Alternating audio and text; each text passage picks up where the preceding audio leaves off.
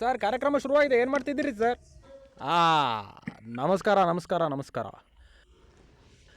ನಮಸ್ತೆ. ಉಸಿರುಗಟ್ಟಿತ್ತು. ಈ ಟೈರ್ ಜೊತೆ ಏನು ಮಾಡ್ತಿದ್ದೆ ಎಂದು ನೀವು ಯೋಚಿಸ್ತಿರ್ಬೋದು. ನಿಜವಾಗಿ ಏನಂದರೆ ನಮ್ಮ ಇಂದಿನ ಅತಿಥಿ ಈ ಟೈರ್ಗಳೊಂದಿಗೆ ಬಹಳ ಆಳವಾದ ಸಂಬಂಧವನ್ನು ಹೊಂದಿದ್ದಾರೆ. ಅವರ ಹೆಸರು ರುಸ್ತುಮ್ ಇಂಜಿನಿಯರ್, ರುಸ್ತುಮ್ ಟೈರ್ಸ್ ಮಾಲೀಕ. ಈಗ ನೋಡಿ, ಇಂಜಿನಿಯರ್ ಫಾರ್ ಡ್ಯೂರಬಿಲಿಟಿ. ಅದ್ಭುತ ಅಲ್ವೇ? ಅವರ ಮಾರ್ಕೆಟಿಂಗ್ ಅದ್ಭುತವಾಗಿದೆ. ಹೆಸರಿಗೆ ಹೆಸರು, ಕೆಲಸಕ್ಕೆ ಕೆಲಸ. ಹಾಗಾದ್ರೆ ಬನ್ನಿ ಭೇಟಿಯಾಗೋಣ.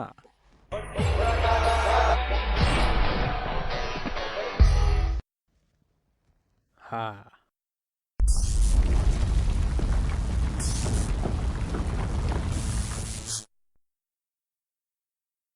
ರುಸ್ತುಮ್ ಜಿ, ನೀವು ಬಂದಿದ್ದೀರಾ? ಸರ್, ಬಾಯ್ ಬಿಟ್ಟು ಹೇಳಿದ್ದೀನಿ, ಭೇಟಿ ಮಾಡೋದು ಗೊತ್ತಿಲ್ಲ, ಆದರೆ ಬಂದಿದ್ದೀನಿ. ಸ್ವಾಗತ ಸರ್, ನಮ್ಮ ಕಾರ್ಯಕ್ರಮಕ್ಕೆ ನಿಮಗೆ ಸ್ವಾಗತ. ಆದರೆ ನಿಮ್ಮ ಆಗಮನದ ನಂತರ ನನ್ನ ಸೈಕಲ್ ಟೈರ್ ನಿಮ್ಮ ಆಜ್ಞೆಯ ಮೇರೆಗೆ ನೃತ್ಯ ಮಾಡಲು ಪ್ರಾರಂಭಿಸಿದ್ರೆ ನೋಡಿದರೆ ಇಲ್ಲಿಂದ ಅಲ್ಲಿಗೆ ಹೊರತಿದೆ. ಧನ್ಯವಾದಗಳು ದಿಗ್ರ. ಆದರೆ ಇನ್ನು ಮುಂದೆ ಈ ಟೈರನ್ನು ಬಳಸಬೇಡಿ. ನಿಮಗೆ ಹೇಗೆ ಗೊತ್ತಾಯಿತು? ಸಚಿನ್ ತೆಂಡೂಲ್ಕರ್ ಕ್ರಿಕೆಟ್ನ ಮಾಸ್ಟರ್ ಮತ್ತು ನಾನು ಟೈರ್ಗೆ. ನಿಮ್ಮ ಮಾತು ಸಂಪೂರ್ಣವಾಗಿ ಸರಿಯಾಗಿದೆ. ಆದರೆ ಕ್ಷಮಿಸಿ ಸರ್, ಟೈರ್ ಸಿಡಿದ ಕಾರಣ ನಿಮ್ಮ ವಿಕೆಟ್ ಬಿದ್ದಿದೆ. ದುರದೃಷ್ಟ, ನೀವು ಸರಿಯಾಗಿ ಹೇಳಿದ್ರಿ. ಆದರೆ ಅದರ ಹಿಂದೆ ಒಂದು ಕತೆ ಇದೆ. ಅರೆ, ಆ ಕಥೆಯನ್ನು ತಿಳಿದುಕೊಳ್ಳಲು ನಾವು ನಿಮ್ಮನ್ನ ಇಲ್ಲಿಗೆ ಕರೆಸಿರೋದು. ಆ ಕಥೆಯನ್ನು ತಿಳಿದುಕೊಳ್ಳಲು ನಮ್ಮ ಪ್ರೇಕ್ಷಕರು ಕಾತರದಿಂದಿದ್ದಾರೆ. ಹಾಗಾದ್ರೆ ಕೇಳಿ. ಅದು ಬೇಸಿಗೆಯಾಗಿತ್ತು, ಮಧ್ಯಾಹ್ನದ ಸಮಯವಾಗಿತ್ತು. ನಾನು ನನ್ನ ಹೆಂಡತಿ ಜೊತೆ ಊಟ ಮಾಡಲು ನನ್ನ ನೆಚ್ಚಿನ ಪರ್ಸಿ ಜಾಯಿಂಟ್ ಜೊತೆ ಹೋಗ್ತಾ ಇದ್ದೆ. ಕಾರ್ ಸ್ಪೀಡ್ ಆಗಿತ್ತು, ಮ್ಯೂಸಿಕ್ ಜೋರಾಗಿತ್ತು, ಗಾಡಿ ಹೊರಗೆ ಬಿಸಿಲು ತುಂಬಾ ಇತ್ತು. ಆದರೆ ಎಸಿಯಿಂದ ವಾಹನದ ಒಳಗಡೆ ಗೊತ್ತಾಗ್ಲಿಲ್ಲ. ಬಿಸಿಯಿಂದ ಟೈರ್ ಒತ್ತಡ ಹೆಚ್ಚಾಯಿತು ಮತ್ತು ಸ್ಪೀಡ್ ಬ್ರೇಕರ್ ಮೇಲೆ ಜಿಗಿದ ನಂತರ ಇದ್ದಕ್ಕಿದ್ದಂತೆ ಕಾರಿನ ಟೈರ್ ಸ್ಫೋಟಗೊಂಡಿತು. ಆದರೆ ಟೈರ್ ಜೊತೆಗೆ ನನ್ನ ಅದೃಷ್ಟವೂ ಮುಗಿದಿತ್ತು. ಇದು ವಿಪರ್ಯಾಸ ಸರ್. ಟೈರ್ ಸಿಡಿದ ಕಾರಣ ಟೈರ್ ಕಿಂಗ್ ಅವರ ವಿಕೆಟ್ ಪತನವಾಯಿತು. ನೀವು ನೋಡಿದ್ದೀರಾ ಈ ಥರ? ಹೌದು ಡೆಕ್ರ, ಫುಲ್ ಲೈಫ್ ಟೈರನ್ನು ಮಾರಾಟ ಮಾಡಿದೆ, ಆದರೆ ಸಮಯಕ್ಕೆ ಟೈರ್ ಬದಲಾಯಿಸಲಿಲ್ಲ. ಆದರೆ ನೀವು ಏನು ಮಾಡ್ಬೋದಿತ್ತು ಸರ್?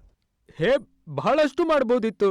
ಅಂದರೆ ಡ್ರೈವಿಂಗ್ ಮಾಡುವಾಗ ಟೈರ್ ಇದ್ದಕ್ಕಿದ್ದಂತೆ ಒಡೆದರೆ ಮೊದಲು ಗಟ್ಟಿಯಾಗಿ ಬ್ರೇಕ್ ಹಾಕಿ. ಇಡಿಯಟ್, ಇಲ್ಲ, ನಾನು ಹಾಗೆಯೇ ಮಾಡಿದೆ. ಇದರಿಂದ ಕಾರಿನ ಬ್ಯಾಲೆನ್ಸ್ ತಪ್ಪಿ ಹಾವಿನಂತೆ ಹೋಯ್ತು. ಮತ್ತೆ ಟೈರ್ ಸಿಡಿದರೆ ನಿಮ್ಮ ಮನಸ್ಸನ್ನ ಬಳಸಿ ಬ್ರೇಕನ್ನು ಅನ್ವಯಿಸಬೇಕು. ಮೊದಲು ನಿಮ್ಮ ಪಾದವನ್ನ ಆಕ್ಸಿಲೇಟರ್ ಇಂದ ತೆಗೀರಿ. ಇದರಿಂದ ವಾಹನ ನಿಧಾನ ಆಗತ್ತೆ. ಗಾಡಿಯನ್ನ ಸೀದಾ ಇಡಿ, ಆ ಕಡೆ ಈ ಕಡೆ ಮಾಡಬೇಡಿ. ಸ್ಪೀಡ್ ಕಮ್ಮಿ ಆದ್ಮೇಲೆ ಸೈಡ್ಗೆ ಹಾಕಿ. ಮತ್ತು ಹೌದು, ಪಾರ್ಕಿಂಗ್ ದೀಪಗಳನ್ನ ಆನ್ ಮಾಡಲು ಮರಿಬೇಡಿ. ಆದರೆ ಸರ್, ಒಂದು ವಿಷಯ ಹೇಳಿ, ನಮ್ಮ ವೀಕ್ಷಕರು ಟೈರ್ ಸಿಡಿಯುವುದನ್ನ ತಡೆಯೋಕೆ ಏನ್ ಮಾಡಬೇಕು, ಇದನ್ನ ಹೇಳಲು ಬಯಸ್ತೀರಾ? ಒಳ್ಳೆಯ ಪ್ರಶ್ನೆ. ಮೊದಲನೆಯದು, ಹೆಂಡತಿ ಇರಲಿ ಯಾರೇ ಇರಲಿ, ಯಾರಿಗೂ ಅತಿ ವೇಗವನ್ನ ಮಾಡಬೇಡಿ. ಇಲ್ಲ ಇಲ್ಲ, ಎಂದಿಗೂ ಕಾರಿನಲ್ಲಿ ಏರ್ ಪ್ರೆಷರ್ ಅನ್ನ ಯಾವಾಗಲೂ ಸರಿಯಾಗಿರಿಸಿ. ಮತ್ತು ಹೌದು, ಬೇಸಿಗೆಯಲ್ಲಿ ಟೈರ್ನೊಳಗೆ ಗಾಳಿಯೂ ವಿಸ್ತರಿಸತ್ತೆ. ಇದರಿಂದ ಟೈರ್ ನಿಮಗೆ ಗೊತ್ತಿಲ್ಲದಂತೆ ಉಬ್ಬಿಕೊಳ್ಳತ್ತೆ ಎಂಬುದು ನೆನಪಿಡಿ. ಇದರಿಂದ ಟೈರ್ ಸಿಡಿಯುವ ಸಾಧ್ಯತೆ ಹೆಚ್ಚು. ಬೇಸಿಗೆಯಲ್ಲಿ ಟೈರ್ ಒಡೆಯೋದು ಸಾಧ್ಯತೆ ಹೆಚ್ಚು. ಯಾವುದೇ ಪ್ರಯಾಣದ ಮೊದಲು ಗಾಳಿಯ ಒತ್ತಡವನ್ನು ಪರೀಕ್ಷಿಸಿ. ಇಲ್ಲದಿದ್ರೆ ನೀವು ನಂತರ ಅನುಭವಿಸಬೇಕಾಗಬಹುದು. ನನ್ನ ತಪ್ಪನ್ನ ಮಾಡಬೇಡಿ ಮತ್ತು ಟೈರ್ ಸಮಯಕ್ಕೆ ಬದಲಾಯಿಸ್ತೀರಿ. ಲಾಂಗ್ ಡ್ರೈವ್ಗೆ ಹೋಗುತ್ತಿದ್ರೆ ಸ್ವಲ್ಪ ಸ್ವಲ್ಪ ಹೊತ್ತು ಟೈರ್ಗಳನ್ನು ತಂಪಾಗಲು ಬಿಡಿ. ಮತ್ತು ESC ಗಾಡಿಯನ್ನ ಬಳಸಿ. ಒಂದ್ ಸೆಕೆಂಡ್.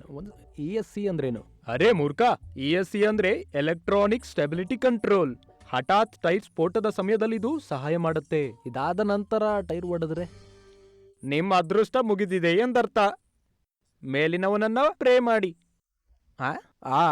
ತುಂಬ ಧನ್ಯವಾದಗಳು ಇಂಜಿನಿಯರ್ ಸರ್.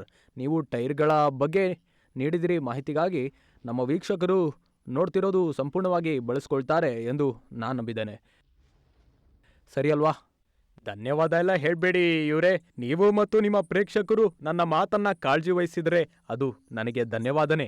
ಖಂಡಿತ ಸರ್, ನಾನು ಮತ್ತು ನಮ್ಮ ವೀಕ್ಷಕರು ಈ ವಿಷಯವನ್ನ ಸಂಪೂರ್ಣವಾಗಿ ನೋಡ್ಕೊಳ್ತೇವೆ. ಮತ್ತು ಮತ್ತೊಮ್ಮೆ ಧನ್ಯವಾದ. ನಿಮ್ಮ ಪರವಾಗಿ ನಾನು ಭರವಸೆ ನೀಡಿದ್ದೇನೆ. ನೀವು ನೆನಪಲ್ಲಿಟ್ಕೊಳ್ಳಿ, ಅಷ್ಟು ಸಾಕು. ಮತ್ತು ಸರ್ ಮತ್ತೊಮ್ಮೆ thank you very very much. ಇದರೊಂದಿಗೆ ಇಂದಿನ ಬಂಪರ್ ಸ್ಟಿಕ್ಕರ್ನ ನೋಡೋಣ.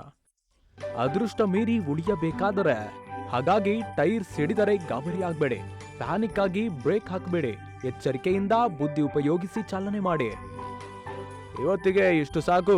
ಮುಂದಿನ ಸಂಚಿಕೆಯಲ್ಲಿ ನಾವು ಮತ್ತೆ ಹೊಸ ದೆವ್ವದೊಂದಿಗೆ ಹೊಸ ಕಥೆಯೊಂದಿಗೆ ಸಿಗೋಣ. ಅಲ್ಲಿವರೆಗೆ